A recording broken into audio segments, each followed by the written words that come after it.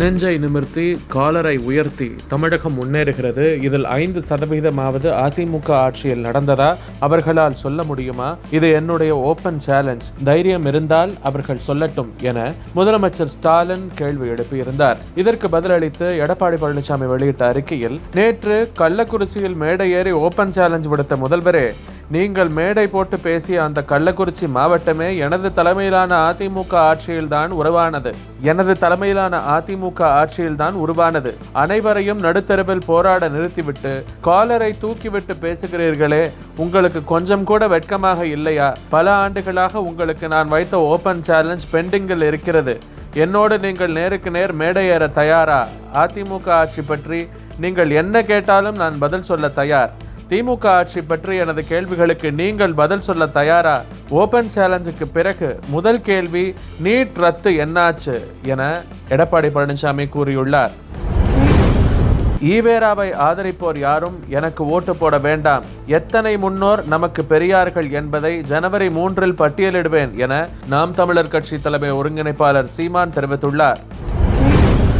முதலமைச்சருக்கு வேலை பளு அதிகம், எனவே எடப்பாடி பழனிசாமியுடன் விவாதித்துக் கொண்டிருக்க முடியாது என்று திமுக எம்பி கனிமொழி கூறியுள்ளார். தெரியாமல் இருந்தபோது எனக்கு வழிகாட்டியவர் விஜய் என தவேகா கட்சி நிர்வாகிகளிடம் முன்னாள் அமைச்சர் செங்கோட்டையன் பேசும்போது மேடையிலேயே கண்கலங்கினார். சேலத்தில் இன்று நடக்கும் பொதுக்குழு பாமகவின் மறுபிறப்பு என்றும் தன் கடைசி யுத்தத்தில் பங்கேற்க வருமாறும் நிர்வாகிகளுக்கு அக்கட்சியின் நிறுவனர் ராமதாஸ் அழைப்பு விடுத்துள்ளார்.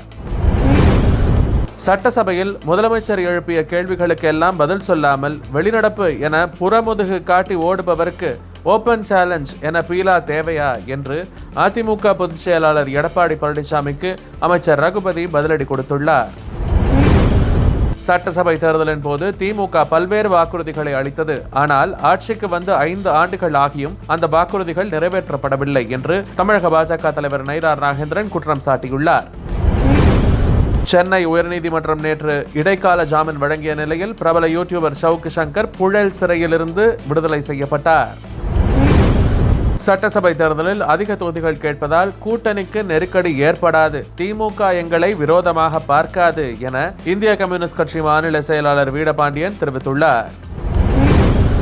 அத்வானி உள்ளிட்ட தலைவர்கள் இருக்கையில் அமர்ந்திருக்கும் போது தற்போதைய பிரதமர் நரேந்திர மோடி தரையில் அமர்ந்திருப்பது போன்ற போட்டோவை பகிர்ந்துள்ள காங்கிரஸ் மூத்த தலைவர் திக்விஜய் சிங், இந்த போட்டோவை இணையதளத்தில் கண்டேன். இது என்னுடைய கவனத்தை மிகவும் ஈர்த்தது. ஒரு RSS அடிமட்ட சேவகனும் ஜனசங்கத்தின் பாஜகவின் தொண்டனும் தலைவர்களின் காலடியில் எளிமையான முறையில் தரையில் அமர்ந்து மாநிலத்தின் முதலமைச்சராகவும் நாட்டின் பிரதமராகவும் உருவெடுக்கின்றனர். இதுதான் அந்த அமைப்பின் சக்தி.